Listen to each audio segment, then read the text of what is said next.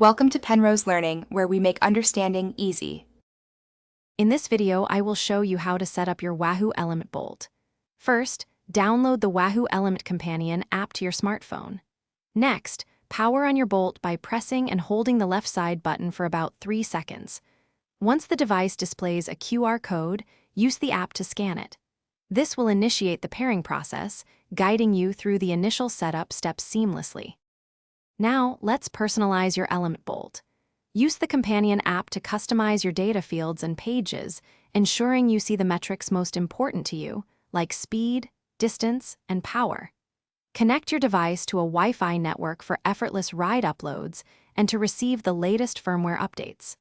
Don't forget to set up your rider profile and configure LED notifications for a tailored experience.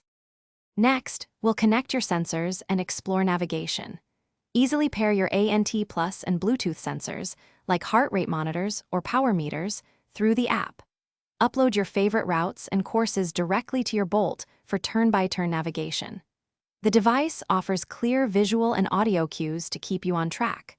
Remember to use the quick zoom buttons to adjust map detail or data fields on the fly.